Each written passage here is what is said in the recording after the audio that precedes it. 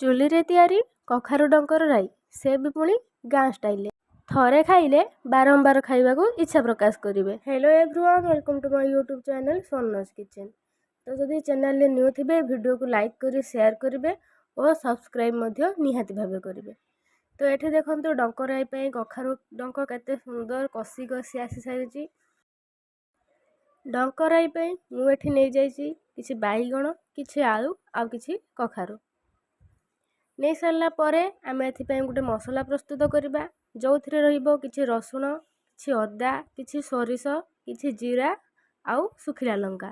ରାଗ ଆପଣ ହିସାବରେ ନେବେ। ମସଲା ପ୍ରସ୍ତୁତ କରିବା ପରେ ଏଠି ଦେଖନ୍ତୁ ଶାଗକୁ କେତେ ସୁନ୍ଦର ଚୁନ ଚୁନ କରି କାଟି ନିଆହେଇଛି ଓ ଡଙ୍କକୁ ମଧ୍ୟ ପୁରା ସଫା କରି କାଟି ନିଆହେଇଛି। ନେଲା ପରେ ଏଠି ଗୋଟେ କଡ଼େଇରେ କାଟି ରଖିଥିବା କଖାରୁ, ବାଇଗଣ, ଆଳୁ ଆଉ ଡଙ୍କର ନାଡ଼ିକି କଡ଼େଇରେ ଦିଆହେଇ ସେଥିରେ ସ୍ୱାଦ ଅନୁସାରେ ଲୁଣ ଆଉ କିଛି ହଳଦୀ ଆଉ ଆବଶ୍ୟକ ଅନୁସାରେ ପାଣି ଦେଇ ତାକୁ କଭର କରି ଚୁଲିରେ ବସାଯାଇଛି ସିଝିବା ପାଇଁ। ତାପରେ ଏଠି ଦେଖନ୍ତୁ କଭର କରିସାରିଲା ପରେ ପରିବା ଆମର ଅଲମୋଷ୍ଟ ସିଝି ଆସିଲାଣି। ସେଥିରେ ଆମେ ଆଡ଼୍ କରିଦେବା କାଟି ରଖିଥିବା ଶାଗ। ଭଲ ଭାବରେ ଶାଗକୁ ଧୋଇ ନେବେ, ନହେଲେ ବାଲିଆ ଲାଗିବ। ଶାଗକୁ ଆଡ଼୍ କରି ତାକୁ ଆଉ କିଛି ସମୟ ପାଇଁ କଭର କରିଦେବା।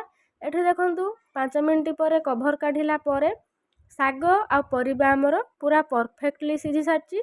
ତାପରେ ଏଠି ସେହି କଡ଼େଇକୁ ଧୋଇ ସେଥିରେ କିଛି ରିଫାଇନ୍ ତେଲ ଦେଇ ପଞ୍ଚୁ ଫୁଟଣ ପକାଇ ନେବା କିଛି ଶୁଖିଲା ଲଙ୍କା। ଫୁଟଣ ଫୁଟିବା ପରେ ସେଥିରେ ଦେଇଦେବା କିଛି ପିଆଜ ଓ ପିଆଜ ରେଡ୍ ବ୍ରାଉନ୍ ହେଲା ପରେ ସେଥିରେ ଦେଇଦେବା ଆମେ ଆମର ଯେଉଁ ମସଲା ପ୍ରସ୍ତୁତ କରିଥିଲେ। ମସଲାକୁ ଦେଇ ଭଲ ଭାବରେ କଷିବା। କଷି ସାରିଲା ପରେ ସେଥିରେ ଦେବା ଆବଶ୍ୟକ ଅନୁସାରେ ଲୁଣ, କିଛି ହଳଦୀ ଆଉ କିଛି ଲଙ୍କାଗୁଣ୍ଡ ଆପଣଙ୍କ ହିସାବରେ ଆପଣ ଦେଇପାରିବେ। ଲଙ୍କାଗୁଣ୍ଡ ଦେଇ ମସଲା ଭଲ ଭାବରେ କଷି ହେଲା ପରେ ସିଝାଇ ରଖିଥିବା ଡଙ୍କ ଓ ପରିବାକୁ ସେଥିରେ ଆମେ ଆଡ଼୍ କରିଦେବା। କରିସାରିଲା ପରେ ତାକୁ ଭଲ ଭାବରେ ମସଲା ସହ ମିକ୍ସ କରିବା।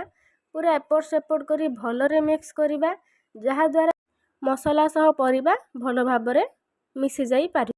କଖାରୁ ଡଙ୍କର ଏହି ରେସିପିଟି ଖାଇସାରିଲା ପରେ ମୁଁ ଆପଣମାନଙ୍କୁ ଗ୍ୟାରେଣ୍ଟି ଦେଉଛି, ଯେତେବେଳେ ବି ଆପଣଙ୍କ ଘରକୁ କଖାରୁ ଡଙ୍କ ଆସିବ ଆପଣ ଏଇ ରେସିପିଟି ନିହାତି ଭାବେ ଟ୍ରାଏ କରିବେ।